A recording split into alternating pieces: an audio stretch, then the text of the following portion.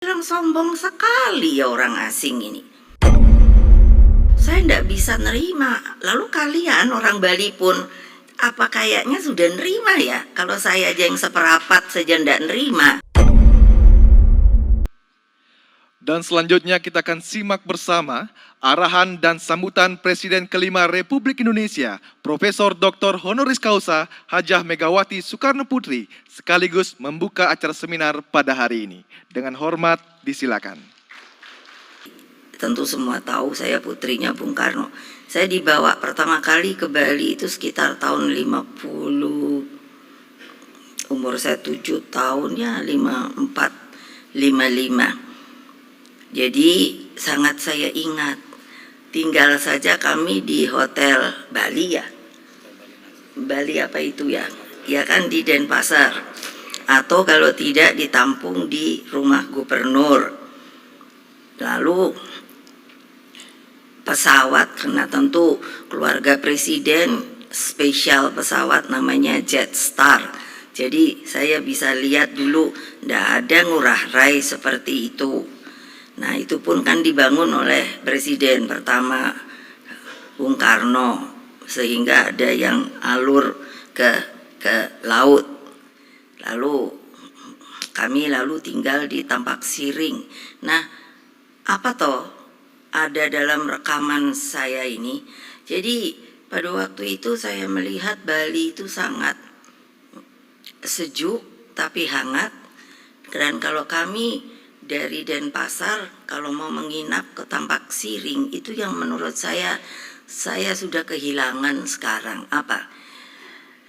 Melihat sawah menguning, lalu sayup-sayup itu saya dengar, kalau ndak suara suling itu adalah membaca weda-weda.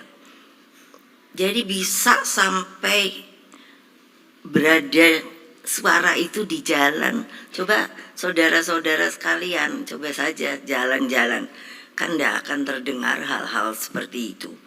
Lalu belum lagi saya melihat kalau mengeringkan padi itu di jalan-jalan.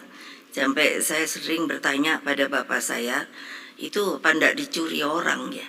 Bapak saya hanya mengatakan orang Bali itu hidupnya lurus, tidak mungkin dicuri.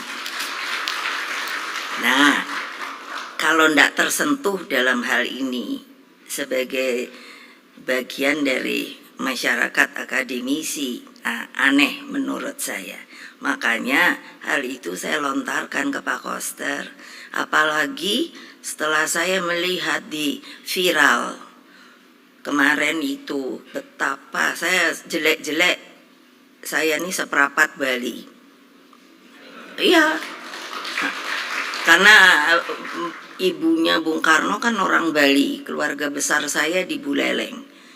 Saya tahu orang Buleleng tuh keras-keras, malah menurut saya agak kasar. Untung saya halus, karena saya bilang keluarga gado-gado. Ibu saya Bengkulu, bapak saya Jawa Tengah, Jawa Timur, nenek saya Bali. Begitulah saya. Nah jadi maksud saya bilang sama Koster, kamu tuh jangan enak-enakan ya. Kalau saya ngomong tuh suka begitu sama anak buah saya. Jangan enak-enakan ya. Mentang-mentang kamu tuh udah jadi orang Bali gitu. Mau kamu apakan Bali? Bingung tau kalau udah gitu pada diem. Coba saya saja lihat di viral ketika nyepi. Itu orang asing, seenaknya sendiri. Dipikirnya mereka siapa? Saya kan lihat pecalang. Wah, pecalang tuh saya anggap polisi adat.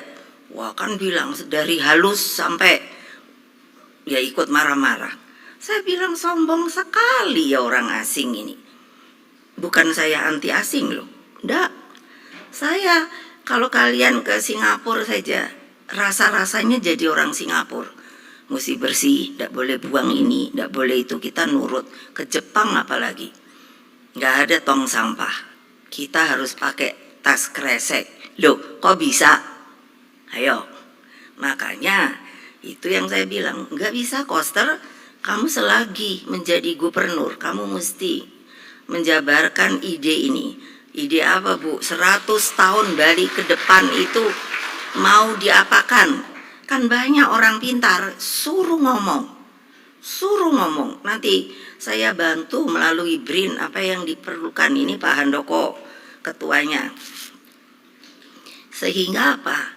Saya tidak bisa nerima. Lalu kalian orang Bali pun apa kayaknya sudah nerima ya? Kalau saya aja yang seperapat saja tidak nerima perlakuan orang asing seperti itu. Tidak ada tata cara, tidak ada kehormatan. Loh, kita disuruh orang asing loh. Satu, kedua, saya ini alhamdulillah mungkin rezeki 2/3 dunia sudah saya jajaki. Sama saja, ternyata kalau ada orang asing datang ke negara mereka, itu mintanya orang asing ini juga tahu tata krama negara mereka, bukan kebalikan. Nah, itu yang kedua. Di Hawaii, itu saya dulu sering ke Hawaii. Saya khawatir Bali ini bisa menjadi Hawaii.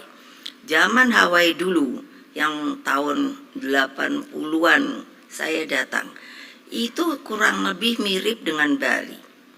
Kalau di sini, di Bali zaman itu saya tidak tahu sekarang masih banyak apa tidak, Sekegong itu. Tempat tadi di mana anak-anak dilatih untuk menari, untuk bisa bermain gamelan. Saya tahu.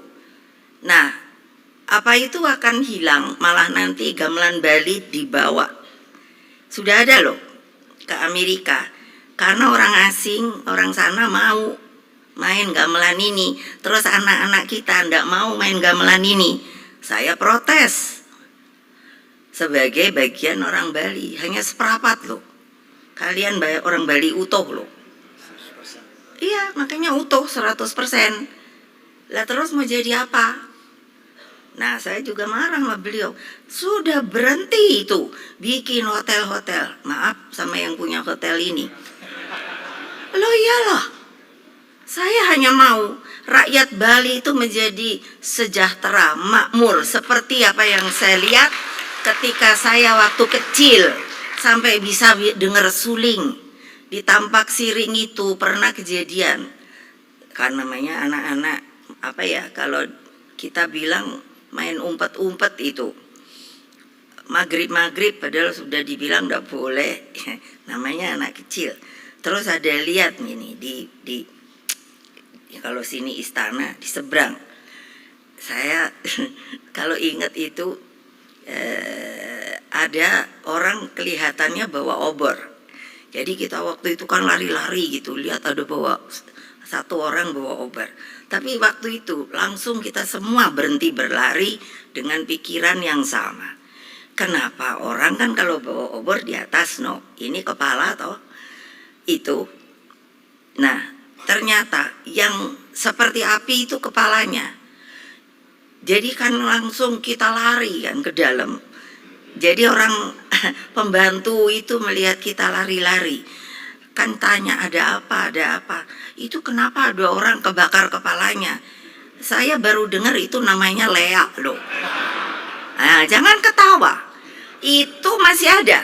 Nah, ayo, ini saya tantang orang Bali semua dengan saya Bali seperapat. Ya betul. Terus kalian mau enak-enak saja, ya saya enggak nerima dong. Masa yang namanya dibegitukan orang Bali, orang asing, kita mau terima hanya karena mau menjadikan Bali sebuah daerah pariwisata. Saya bilang pada Presiden, Bapak jangan macam-macam loh sama Bali. Saya seperapat Bali loh.